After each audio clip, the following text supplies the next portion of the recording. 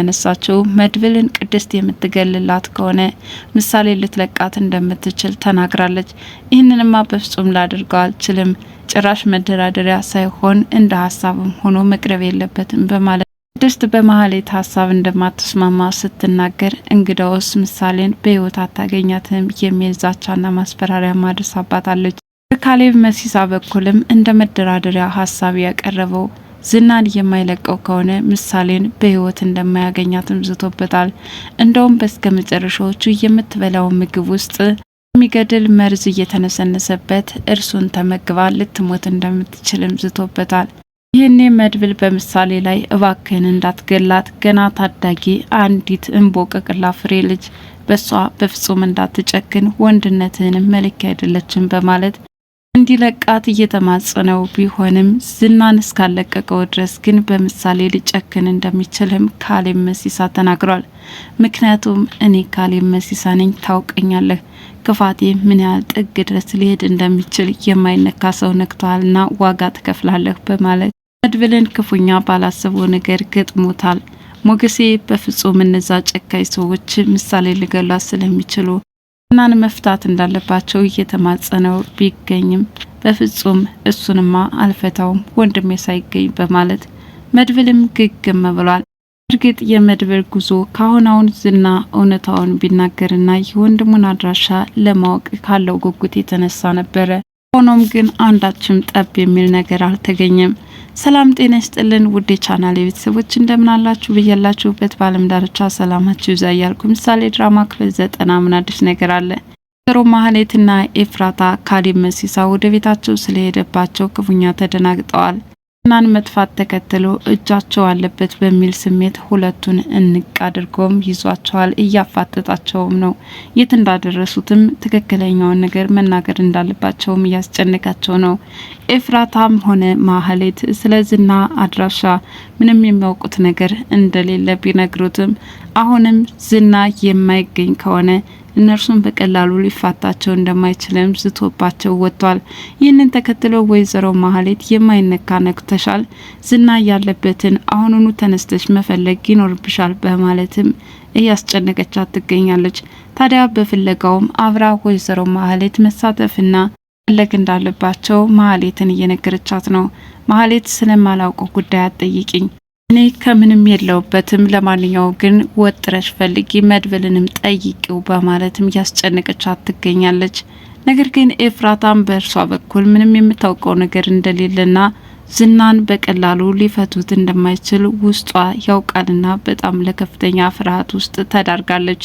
ካሌብ መሲሳም ለማህሌት ምሳሌን በቁጥጥራቸው ስር እንደዋሏትና ዝናን እስካለቀቀ ድረስ ሊለቋት እንደማይችሉ ለወይዘሮ ማህሌት ነግሯታል። ማህሌት አሁን በደስታ ጨልላለች። ምክንያቱም ስትፈልገውና ስትመኘው የነበረው ጉዳይ ስለነበር ማህሌ እንደታገተች ለኤፍራታ ስትነግራት፣ ኤፍራታ ግን ለታዳጊዋ በጣም አዝናለች። በዛ ላይ ደግሞ መድብልም ቢሆን እንደማይለቅ በጣም ፈርታለች። ምሳሌ ታገተች ማለት እኛ በሰላም አንኖርም፣ ያቺ ታዳጊ ስታግታ እኛ ምንድነው የምናገኘው? ለማንኛውም አንዱ ባጠፋው ያቺ ልጅ ግን መታገት የለባትም፣ ዳትም እንዳያደርሱባት እያለችም ፈራተባ እያለች ለማህሌት እየገለጸችላት ነው። ማህሌት ግን የምሳሌን ሞት በጉጉት እንደምትጠባበቅና ከነ ካሌብ መሲሳ እጅ ስለገባች በጭራሽ በቀላሉ ሊለቋት እንደማይችሉም እየተናገረች ነው። ቅድስትም በምሳሌ መጥፋት እጅግ በጣም ተጨናንቃለች። በእርግጥ ከምሳሌ መጥፋት በስተጀርባ እነዝና እጃቸው እንዳለበትም ጥርጣሬ አድሮባታል። ስለ ምሳሌ መጥፋት አንዳችም ነገር የማያውቀው ኛበት ነበረ ቀስቅሳ ስለ ምሳሌ መጥፋት ያስረዳችው። ሆኖም እሱ የት ትሄዳለች? እዛ ካንዱ ክፍል ወደ ሌላኛው ክፍል እያልሽ ፈልጊያት በማለትም ገልጾላታል። እኔ ቅድስትም ከቤት እንደሌለችም ታስረዳዋለች። ምናልባትም በነዝና ቁጥጥር ስር ልትውል ስለምትችል ያንን ሰውዬ ማስጨነቅ ይኖርብናል በማለት ቀጥታ መድብልን በመከተል ዝና ወደ ታገተበት ቦታ አምርታለች። እባክህን ዝና ያደራ ልጅ ልቀቅልኝ፣ እባክህን በምሳሌ አትጨክን እያለችም ለመነችው። ይህኔ ዝና ምሳሌ ከታገተችበት እንድትፈታ ከፈለጋችሁ እኔን ፍቱኝ በማለትም ይጠይቃል። ግን ሽጉጡን በመምዘዝ አሁንም በማስፈራራት ላይ ነው። ብሩኬን የት ነው የጣላችሁት? ወንድሜን የት አደረሳችሁት? እያለ ለምሳሌ ብዙም ቦታ አልነበረውም። ታዳጊዋ ላይ ያን ያህል ጨክኖባታል የሚል እምነትም አልነበረውም። ቅድስት ግን አንድ ጊዜ ብሩኬ ጠፍቷል፣ ታዳጊዋ ግን በጣም ያሳስበኛል። ለማንኛውም ተይዞ ሁለቱም ከሚጠፉብንን ናን ከታሰረበት እንፍታውና ምሳሌን እንድትለቀቅ እናስደርግ በማለት እየተርበተበተች ነው። ታዲያ በተደጋጋሚ ተንበርክካ ስትጠይቀውና የታሰሩ እጆችን ለመፍታት ስትታገል መድብል ግን ፈቃደኛ አይደለም። በፍጹም ያላዘዝኩሽን አትስሪ በማለትም በጣም እየሰደባትና ከዛ ክፍልም ወጥታ እንድትሄድ እስከ ማስደረግ ደረጃ ደርሷል። መድብል ቦክሶቹም በዝና ላይ እጅግ በጣም በርትተዋል። ካሁን ስለ ብሩኬ አቅጣጫ ይናገራል በሚል ስሜት በተደጋጋሚ ቢደበድበውም እና ግን መቼም ቢሆን ስለ ብሩኬ አድራሻ እንደማልነግርህ አትልፋ በማለት ባፍና ባፍንጫው ደሙን እያዘራ መናገር እንዳልፈለገም ይገልጽለታል። ዝና በቁጥጥር ስር ስለዋለ ሁሉ ነገር ያበቃ መስሎ ነበር የታያት። ታዲያ የፍች ደብዳቤ በማጻፍም ለዝና እስከምታስፈርመው ድረስ ቸኩላለች። አቶ ሌሊት ሆነና ሞገሴ ከእንቅልፉ እስከሚነቃ ድረስ የቸኮለች ትመስላለች። ነገር ግን አሁንም ችግር ውስጥ እንዳሉና በተለይ ደግሞ የምሳሌን መታገት ስትሰማ ነገሩን ሁሉ ጠብ እርግፍ አድርጋም ትተዋለች።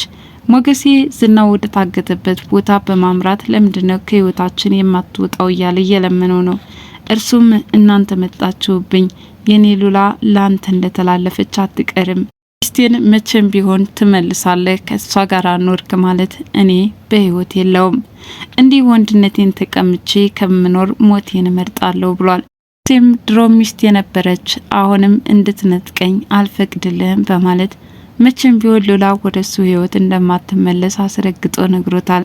መድብል ስለ ብሩኬ ጉዳይ ደጋግሞ ቢጠይቀው መፍትሄ ያጣለት ጉዳይ ነውና አሁን ላይ ደግሞም ያደራ ልጅን ያችን ምሳሌን የጣላቻት በማለት እየጠየቀው ነው። እንግዳውስ ምሳሌ በህይወት ትትረፍ ካልክ አሁን እያደረክ ያለውን ነገር ልታቆም ይገባል፣ በዚህ ድርጊት ደግሞ ዋጋ ትከፍልበታለህ በማለትም ዝቶበታል። ምሳሌም ከማገቻ ቦታ ሆና ለምን አመጣችሁኝ፣ ምንስ ታደርጋላችሁ ያለች የተለያዩ ጥያቄዎችን እየጠየቀች ነው።